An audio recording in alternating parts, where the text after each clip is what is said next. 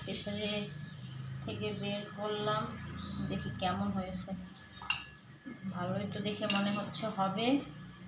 এখন থালায় বেড়ে দিই, পরিবেশন করি।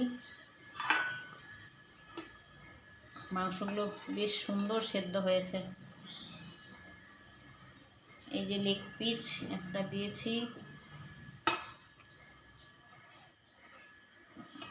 তার সঙ্গে এখানে কষা মাংস আছে পোলাওর সঙ্গে।